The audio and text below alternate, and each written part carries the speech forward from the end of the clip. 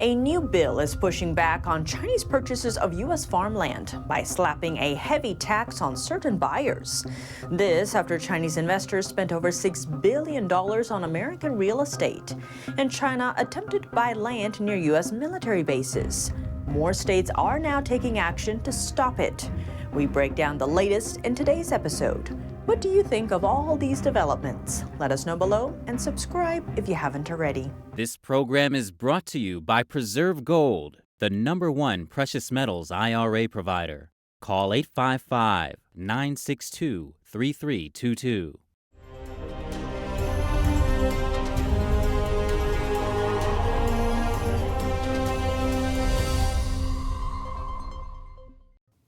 Welcome to China in Focus. I'm Tiffany Meyer. A new push to prevent China from buying U.S. farmland. Representative Beth Van Dyne from Texas introduced a new bill last Friday. If passed, Texas would slap a 60% tax on undisclosed farmland purchases by buyers from China, Russia, Iran, and North Korea. The ban doesn't apply to U.S. citizens or green card holders originally from China. Chinese buyers poured over $6 billion into U.S.-based home purchases last year, outpacing all other international buyers. Looking at farmland, China controls over 380,000 acres in the U.S. That's an area around half the size of Rhode Island, though that's less than 1% of the nation's total farmland. The locations of these land buy-ups are setting off alarm bells. Last year, a Chinese corn milling company bought land 20 minutes away from the Grand Forks Air Force Base in North Dakota. But the local city council pulled the plug on the construction plan this February. A former Chinese general also bought land near Texas's Laughlin Air Base, the largest pilot training center for the U.S. Air Force. Following these news reports, a number of states are mulling over plans or taking action. In Florida, Governor Ron DeSantis signed a bill banning people from China from buying property within 10 miles of a military installation or critical infrastructure, though it doesn't apply to Chinese people that have become U.S. citizens or permanent residents. The law is set to take effect July 1st. Montana's governor also signed a bill into law. Under it, people from countries, including China, are banned from buying certain real estate, such as leasing or buying land and homes near military assets. Texas, Alabama, and Louisiana are weighing similar actions. In the meantime, these bills are also facing pushback from some Chinese Americans. They argue the rules could lead to discrimination and hate crimes. Despite that, experts predict the trend of restricting land purchases by Chinese buyers is likely to continue. Beijing appears to be keeping an eye on a certain naval exercise involving the U.S., Japan, France, and Canada. The U.S. began the drill in the Philippine Sea Friday, with 2 carrier strike groups jointly operating for the first time since June 2020. Meanwhile, Chinese media reported that an Int'l gathering aircraft flew over Pacific waters east of Taiwan. State-backed newspaper The Global Times published Sunday that the Y-9 cargo plane had been fitted with reconnaissance equipment and likely monitored the drill. Japan's defense ministry also chimed in, saying its troops spotted a Y-9 aircraft in the Pacific on Thursday. A spokesperson said on Monday the ministry was analyzing a piece of equipment attached to the plane that had not been seen before. Chinese media reports that 2 U.S. aircraft carriers, the USS Nimitz and USS Ronald Reagan, had been operating in the region since Thursday. Beijing claims the waters surrounding the Ryukyu Islands in the Philippine Sea as its own territory. U.S. military encounters in the Indo-Pacific have risen in recent years, with Beijing growing more assertive in the area. With Beijing making more moves in the Indo-Pacific, U.S. lawmakers from both sides of the aisle are working together to counter it. They're creating a new task force to fight the influence of the Chinese Communist Party. NTD's Arian Pazdar has the details. Together, we're launching the Bipartisan Indo-Pacific Task Force, ensuring the Chinese Communist Party and the world that we will not play their games or give them so much as an inch in this region. On Wednesday, House representatives created the Indo-Pacific Task Force, designed to counter Chinese aggression in the area. The task force consists of 14 representatives, 7 Democrats and 7 Republicans. The task force will hold meetings to conduct oversight over U.S. territories in the Indo-Pacific. It will also provide policy recommendations to advance U.S. interest in the region. NTD's Melina Weisskopf attended Wednesday's announcement, speaking with task force member James Moylan of Guam. China's goal is to control the Pacific area from the first island chain and Guam being the second island chain. China has been provoking U.S. military aircraft and vessels in the region. Earlier this month, a Chinese Navy ship in the Taiwan Strait cut sharply across the path of an American destroyer, forcing the U.S. vessel to slow to avoid a collision. White House National Security Council spokesperson commented on the near crash. We are a Pacific power. We're not going anywhere. 5 of America's 7 treaty alliances are based in the Indo-Pacific. Taiwanese Air Force jets scrambled into action on Sunday, responding to Chinese combat patrols. According to the island's defense ministry, troops spotted 10 Chinese warplanes crossing the median line of the Taiwan Strait. It's the second air incursion in just a week, after a whopping 37 Chinese planes flew into Taiwan's air defense zone Thursday. Among them, fighters like the J-10, J-11, J-16, and Su-30 jets, as well as H-6 bombers. 4 Chinese naval ships also engaged in joint combat readiness patrols. Taiwan said it sent up its own fighters and deployed ships and land-based missile systems to keep watch. In the face of a possible attack from China, students in Taiwan are learning more about how to defend the island. A Taiwanese high school has installed an indoor shooting range on its campus to train the 18-year-olds in how to use rifles and other weapons. Let's take a closer look. Inside a high school campus in southern Taiwan, 18-year-olds are practicing their aim with airsoft guns under the supervision of the school's chief military instructor. Sanmin Senior High recently installed this airsoft gun shooting range. The facility helps students to learn about all-out defense, a concept designed to help the country prepare for conflict. Before I learned about all-out defense, I thought that it's a soldier's duty is to protect our lives and assets. But after I became aware of it, I realized that protecting ourselves is everyone's job, not just soldiers or firemen and policemen's jobs. We have to do it ourselves. All-out defense is about combining civilian and military resources to preserve national security. Under it, civilians learn first aid techniques, study military equipment and jobs, take part in drills, train to use different firearms, and more. Military instructors are present to help students practice with airsoft guns. I realized that to train a good shooter so that he or she can aim properly and shoot an enemy or a target is very hard. I think it's not so easy to be a soldier.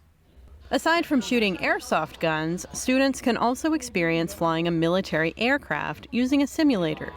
The machine was built with the dashboard of a retired Taiwanese Army helicopter.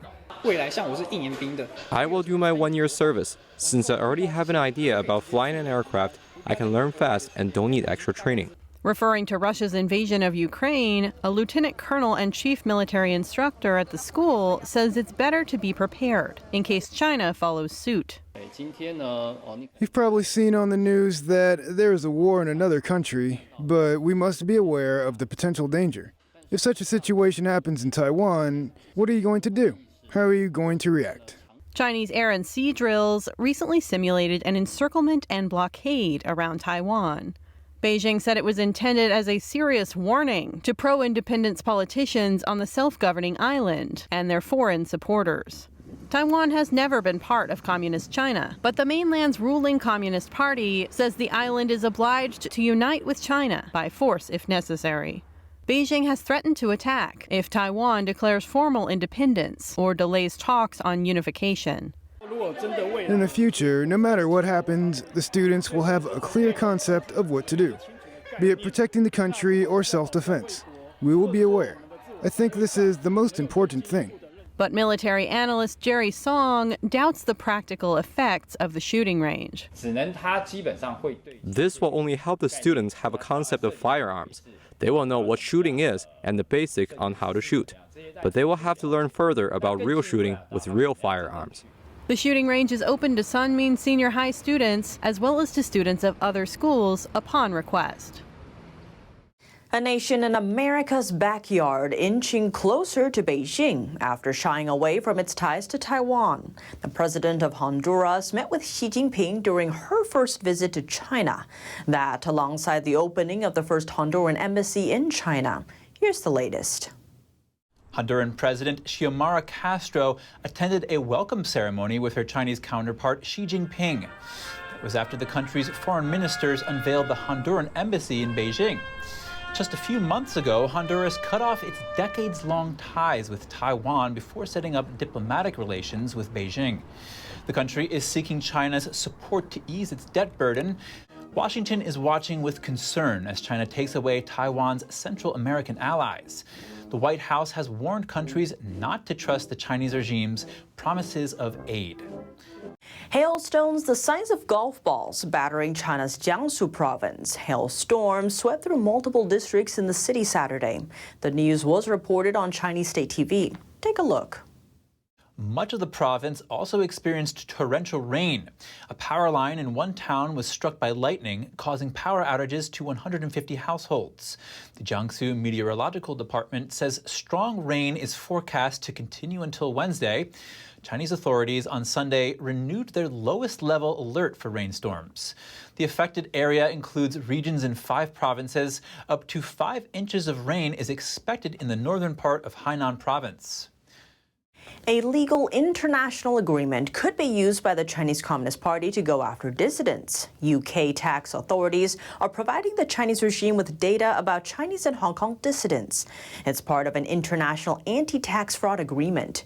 But it's raised concerns the Chinese regime could use the sensitive information to put pressure on pro-democracy activists. NTD's Malcolm Hudson has more. The UK government is giving the personal information of Chinese and Hong Kong nationals living here in Britain to the Chinese regime. The data sharing is part of an international agreement to prevent tax fraud. But this revelation raises fears the Chinese regime will use the details to target activists escaping the Chinese Communist Party. Whether knowingly or unknowingly, the British government is able to share the sensitive tax information. This is addresses, bank account information, how much money they have, automatically with the Chinese regime. The tax agreement was launched in 2014, with China and Hong Kong joining the pact 4 years later. Over 160,000 Hong Kongers have come to the UK since 2021, and many other Chinese nationals have fled China over the past decades. Ku said it's possible for individuals to have their tax information redacted to stop it being shared. However, most of them are not even aware that they can do this because the instructions for doing so are hidden in a crevice on the UK government website. She added that the CCP actively tries to find sensitive information on people. It has set up secret police stations across the world, including here in the UK, to spy on those who have fled China. In 2021, a bounty worth over $10,000 was put on a pro-democracy activist from Hong Kong. So the tax data agreement raises serious safety concerns. Ku said it's not unheard of for the UK government to opt out of such pacts with autocratic regimes. The British government suspended similar tax agreements with Russia and Belarus to protect the Ukrainian citizens that were fleeing to Britain. So there's no reason that the same cannot be done with China and Hong Kong. She said people from China and Hong Kong deserve to feel safe here in the UK, and added they should have easier access to information to allow their human rights to be protected. Malcolm Hudson, NTD News, London. Next, let's zoom in on Amsterdam, where lawmakers are taking another step towards safeguarding technology. Some of them pushing for a new plan to screen international students before they can access doctoral degree programs at Dutch universities. The country's education minister said on Monday that international students funded by foreign state-run agencies like the Chinese Scholarship Council would be investigated. The move is an expected one. Dutch technology is an attractive target for espionage, and China is known for its attempts to acquire valuable technology for outside its own borders. According to Dutch news agency Trouw, Chinese scholarship recipients must strictly obey the Chinese Communist Party's orders, report to the China embassy regularly while studying overseas, and must return to China after graduating. As a result, some universities rejected Chinese PhD applicants. Worth noting, the Netherlands is home to ASML, one of the world's leading producers of microchip-making gear. Early in March, the Dutch government placed export restrictions on ASML's microchip printing machines, blocking them from being sent to China. That's including its most advanced tool, deep ultralight or DUV machines. ASML is the world's only producer of these machines, which are key to producing the globe's most advanced chips. Two recent videos on CCP officials went viral on Chinese social media. One brought to light the extramarital affairs of a state-owned enterprise leader, prompting his ouster. The other betrayed the inner voice of the Communist Party's grassroots cadres. Let's take a look. Last week, a Chinese Communist Party official was caught on a romantic stroll with his secret girlfriend. That was on the streets of Chengdu, a metropolis in southwestern China. There, fashion photographers often take quick snaps of pedestrians in stylish clothing. The clip soon began circulating online. People identified the man as Hu Jiyong, a married executive of a PetroChina subsidiary. He also served as the company's Communist Party secretary, a top leadership position. The woman holding his hand was his colleague. Beijing-owned PetroChina is the country's largest oil and gas supplier. The company has issued a statement relieving Hu of his duties. Within one day, the topic attracted over 1 billion views on China's Twitter-like platform, Weibo. Some noticed that the woman's handbag seemed to be a limited edition Lady Dior, allegedly priced at more than $5,000. In another video, a couple of civil servants appear to be filming a nationalist propaganda video. When they heard a man say, "All for the people," the group couldn't help but bursting into laughter.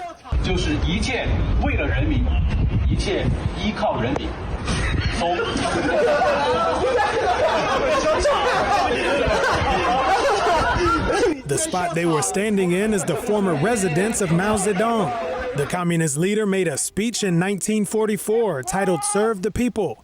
The phrase has since become a political slogan and the motto of the Chinese Communist Party.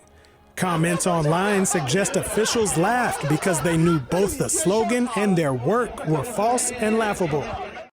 That's all for today's China in Focus on YouTube. We're now sharing a shortened version of our program here after being demonetized for 2 years. Here's what to look out for in our second half. What strategic assets is Beijing looking to acquire from other nations? And what's the Chinese Communist Party's ultimate goal behind its Belt and Road project? We spoke to Brent Sadler, Senior Fellow at the Heritage Foundation on Naval Warfare and Advanced Technology, for the latest. The full episode is available on our partner platform, Epoch TV. To sign up, click the link down below. Thanks for watching China in Focus. I'm Tiffany Meyer. See you tomorrow.